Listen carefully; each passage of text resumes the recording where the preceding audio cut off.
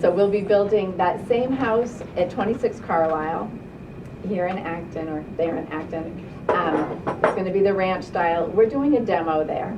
Yeah. And it's a tough lot, which is what we get. So the town did an RFP, we bid $1 and got the land for $1, which is wonderful for us.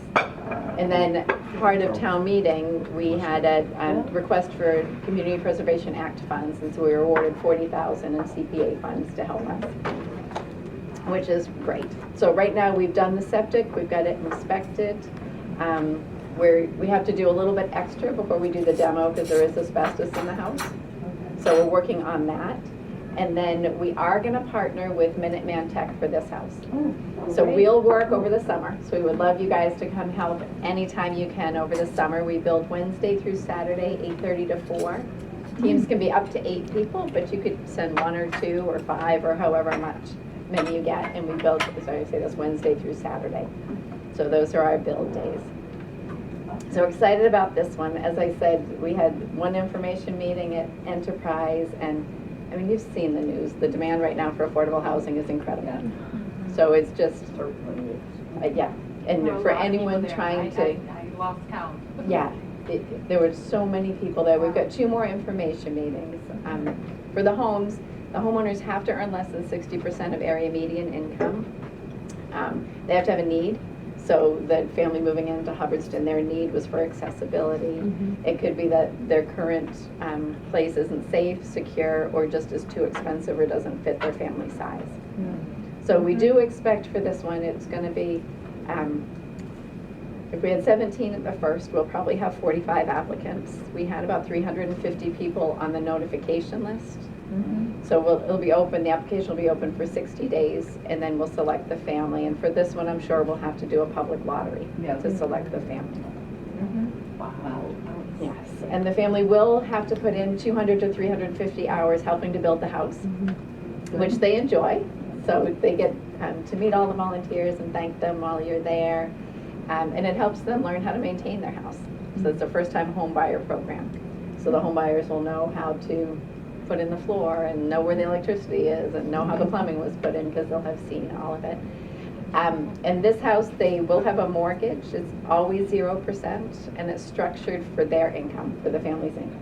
So they never pay more than 30% of their gross income for principal payments, insurance, and taxes. So it's structured for them. Wow. And it is, the house will remain affordable in perpetuity. So it has a deed restriction. And if the family ever wants to sell, which we've only had happen once with our affiliate, but if they want to, it would go to another family earning 60% or less of area median income, which is good for the family in the house because it's kind of a savings program for them, right? So they're building their capital. If they do decide they need to move, or they're at a place where they can go to a larger house, then they have that capital to use for that. So that's our major program, is the new home build, and then we also do critical home repairs. So I mentioned that with the roofs in Fitchburg, and what we were finding is in our region we have a fairly good affordable housing stock, but it's aging. So we do 2 critical home repairs a month. It's the same criteria, so it has to be for an existing affordable house, and the family needs to earn less than 60% of area median income. And the repairs that we've done, about 1/3 are roofs, about 1/3 are accessibility, so adding ramps, grab bars, repairs for accessibility, and then all kinds of other things. We've done rot repair, window replacement. We're doing drywall at a house right now up in Gardner. So we've done many different projects for that. So our mission is to add 2 homes to the affordable housing stock. So we build 2 a year and repair 24. Wow. And that's our goal. And right now we serve 30 cities and towns. It was 25 and we added 5 2 years ago. So we're serving 30 cities and towns from Acton out to Athol. Do you work in collaboration with the one in Worcester? We do. Sort We collaborate with all the affiliates Yeah. in the area. So we collaborate with Worcester pretty closely because some of the towns are close by. The Lowell affiliate, they're in Westford, so we work very closely with them as well. Now, what happens with the price of housing going up? Does the price of the house that you do, whether you renovate it or build a new one, is there a cap on how much it can go up in value, or? Because it's affordable in perpetuity, the cap is on what the new homeowner earns. Okay. So it always has to be affordable for someone earning less than 60%. So the rest of the money comes from whatever you fundraise, for example? Yeah, so what happens for us is right now when the costs are higher, we just need to raise more money. Right.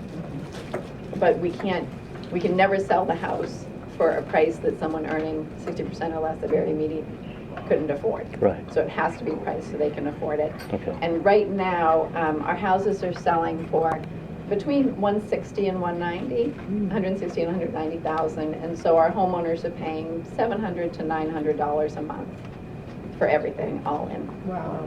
So we do have homeowners who are on the lower end, so earning more like 40% of area median income, and we're able to make that work. So the 160 to 190, that would be the market rate, or That the is what we sell the home for? Okay. And well, and I should say a little different. That's what the mortgage will be for. Right. So we have modified what we do because we had a lot of neighbors who were worried that the value of their house would go down if they had an affordable house near them. Which shouldn't happen because any realtor should look at the comps and know it's an affordable deed restricted house. But we now price the house at market rate, do a silent second mortgage that's forgivable, and then the mortgage that the family will pay on is what's affordable to them. So now if it's searched, it would be at the market rate.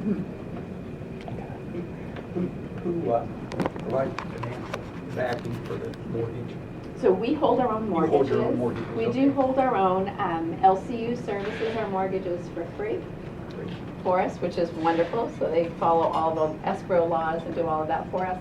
And right now we do get construction loans for every house because we do have to raise the funds as we're building them. And there used to be times when we had to stop building so we could raise more funds and then continue.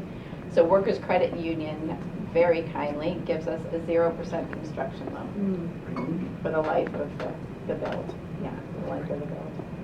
So you don't sell the mortgages on Wall Street? No. We don't sell them. We occasionally assign them if we Okay. need more capital, if we're going to go into a big bill. So we will assign them, but we assign them with recourse because we stay with the family. So if the family ever gets in trouble, we would swap out the mortgage so that we could work with the family and keep them in the home. Wow. Great. Yeah, I think Habitat's been around for a long time, 40 years or so, and our affiliate's been working for 34 years in the area. So there's been many iterations, and the deed restriction in perpetuity is relatively new in the last decade that we've done it that way. We used to do deed restrictions that would expire. But especially in Massachusetts with the lack of affordable housing, having it in perpetuity is the right way to do it. So it'll be there forever for families who need it. Now, a lot of people think Jimmy Carter started I Habitat know. for Humanity. I know. But he It's a didn't. very, so it was Millard Fuller who started Habitat for Humanity, and it was so wonderful. This year we had our affiliate conference in Atlanta again, and I was able to go, and this was the first time I was able to go to Americus, Georgia, which is where we started. It's where Habitat started. It was on a communal farm. It was an integrated communal farm. So I got to visit there, and it was Millard Fuller, who was an attorney, and he and his wife realized that their life was not fulfilling, just working harder and making more money. So they gave away all their money. They moved to Koinonia Farms in Americus, Georgia, and that's where they came up with the idea of building homes as a way to build capital and break the cycle of poverty. And then Jimmy Carter joined us, because he's right up the road there. I did drive through his town, and this Jimmy Carter thing's all over the place. He's our most famous volunteer. Yeah. Clive Rainey is our longest running volunteer. He's been with us since the beginning and still volunteering with us. So is he still out there bagging nails? I think he's in his late 90s now. Yeah, isn't he? Jimmy Carter, every Yeah. year we have a Carter built and he's there. Okay. Yeah, he is. Yeah, he's amazing. And 2 conferences ago, I got to see he and his wife. That was really Any other questions? Is Westford then not in the Acton district? No, that's, And the guy he was just shocked. He's like, oh my gosh, I know exactly, what we're doing with all of this. I mean, it just kept coming out and coming out and coming out. We had a countertop that they had made a mistake on. So it was like perfect, And he's like, Yeah. oh my. And those sell so well. We have many Well, that's it. landlords who come Yeah, in yeah. and buy the cabinets, Yeah, or yeah. lower income homeowners, so. So yeah, a that's truck, fabulous. you know what, Maureen, I was just gonna ask that because my son and his family just moved into our house, so we had agreed that we were getting rid of all our furniture. And so I finally, unfortunately, just put it on the side of the road because I have so many places, and because of COVID, they're not picking up anymore. Yeah. And I don't own a truck. And We still so, at least other people, whoever it was, they took advantage of it and they saw the word free and they took And it. that's good. It's But it was just like better than the perfect, but landfill. it killed me. Yeah. So is restored also, they're probably not able to pick up. No, we still do. We had about a 6-week time period where we didn't. Maybe that's what I And then there was a called. little time period where we asked for it to be in the garage. We wouldn't go into bedrooms. Okay. Well, But we do pick up now in any of Okay. our. I called the one in towns. Nashua and they couldn't do it. Maybe the Yeah, one in Leominster does. yeah, well, But we'll still have more furniture, so we'll do it. yeah, wonderful. Yeah, furniture is great for us. We don't take quite as many household goods, like plates and silverware, but again, household goods recycling is great for that. They require, you have to drop your stuff off at Household Goods. They don't pick up. In 1905, that's when Rotary was founded. And it was also the same year that Teddy Roosevelt took office. After being elected president, he took over the presidency for 4 years prior to that when the original president died. But he started the movement, or started the conversation about national health care. And of course, it's taken more than 100 years to even approach some reasonable facsimile of that. Do you think that in our lifetime or the next 2 lifetimes, we'll see a movement similar to that where we have a national right to affordable, quality, decent housing, so that housing is decommoditized? It's no longer treated as a commodity item, and that it's affordable for everybody, not just. So I think we're going to see more regulations like 40B, like 40R, to incentivize towns and builders to build more affordable housing and require it. I think we're going to see a lot more towns regulate and add regulations for inclusionary zoning, so that if someone builds a larger development, they're going to have more of that. I was really disappointed in the governor's legislation for MBTA communities, where MBTA communities have to add more density, and there was no affordability component in there.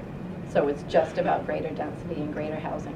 Now, his theory is that it's supply and demand. So if we increase the supply of housing, the pricing will automatically come down. But right now, there's such a shortage of housing that I don't think just supply is going to do that. I think we're going to need more Right. regulations. So I think we're going to see that.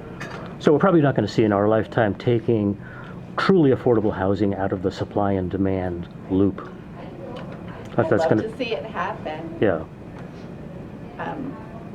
I don't see a path there. right. Yeah.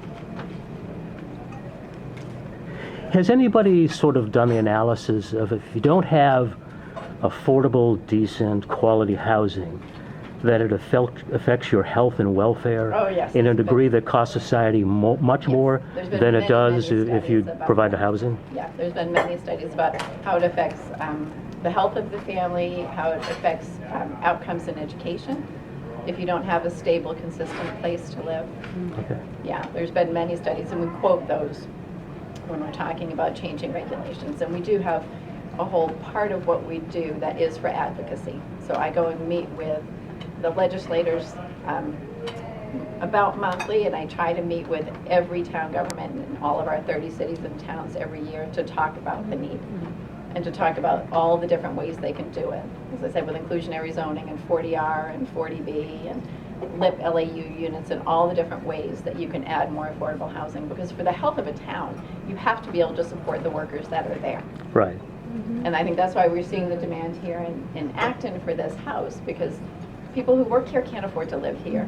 And people who work closer to the city or in the city can't afford to live there, so they're going farther and farther out. Well, that's what's happening with Worcester. A lot of people from greater Boston and Metro West are coming to Worcester because, relatively speaking, it's more affordable housing. Right. Maybe not for the people in Worcester, but for the people who are working out in the greater Right. Boston area. And so people go further and further out. Right. Right. Okay. Yeah. Any other questions, comments? That's a really good point that you make, because employees who work for the town of Acton, the majority don't live in Acton because they can't afford to live in Right. Acton. Right. So they're commuting longer, their whole day is longer, everything, because you have to live that much further out. And then you have that much more cost, right? Right, your gas, everything else. Because even the Your daycare. folks who are trying to find affordable housing going out to Fitchburg with a commuter rail, Yes, it's still a lot of money to take that every day. it is. So they have all those higher costs, yeah. When do you plan on having the Carlisle Street start? So we're going to, we're hoping to have demo done by mid-June. Wow. So then we'll pour the slab. It's going to be slab on grade because it's a nice wet lot. So we're going to pour the slab and then we'll start. So July, August, we're going to need lots of volunteers to get set for the students to come back in September. Good. And then we're hoping from September through June, the students will be able to finish the house. And what we've ended up doing in Hubbardston, because we did this one just during the school year, is we had the students there until their day ended at 1:30 or so, and then we have outside volunteers from 2 to 5, so that we can keep it going and make sure that we hit that time frame. So us as Rotarians, it would be helpful if we're available to you in the months of July and August? Yes. So it'd be great if we could get a day or two of you guys coming out. So that's one, I would love for you guys to come volunteer with us because we're going to need that. We're going to need to make sure we get it to a certain point where the students can finish it within a school year. So the family can move in by June. So that's our goal. And the second request I have is if you guys would consider doing a district grant. So the windows in Athol were paid for by the Athol Orange Rotary, and in Stowe, they were paid for by the Nashoba Valley Rotary. So if you guys would think about doing a grant, and Windows works well because it's about the $3,000 mark. Okay, great. So those are my two requests for you. Well, let me close with this question. When we do volunteer this summer, do we have to bring our own saws, hammers, bandages? That is a good question. So no, we've got all of the tools. We have a construction manager there who's licensed. You don't have to have any experience in construction or bring anything. We'll have all the materials for you there. And he does a great job helping you pick things that you're comfortable with. So he won't send you up on a roof if you don't want to do roofing. So he has different jobs available. So do you at least do some basic nail banging training before people start? He does. Okay. And he's very careful about who gets the nail gun. And the nail, okay. And which way to aim it? Yeah, Did okay. you, I heard a story when we were building once about, I don't know if you've heard, it's Homewood, Florida, where Habitat built a large group of houses. After a hurricane went through, the houses that were built by Habitat in that area stood up far better than all the rest of them. And that was because they took a look at it and they said, because the volunteers didn't know that much, they put the nails a lot closer together. Oh, okay. And used many more nails than the professionals would have. And There were definitely no shortcuts. Yeah. So on that note, a big round of applause for Carolyn Read and for Habitat for Humanity for North Central Massachusetts. And just let us know when you want us to volunteer sometime this summer, and we'll spread the word and get on our nail and what are the aprons called? The apron. yeah, the apron. Oh, yeah. Okay, my father was a carpenter, and I don't even remember what it was called. All right. Do you have online sign up? We do. Yeah, so you can do it through our website, which is ncmhabitat.org. But if you have a group, you can just contact me, and we can set the group up and reserve a group date for you. Great. Thank you very much. Yeah, thank you.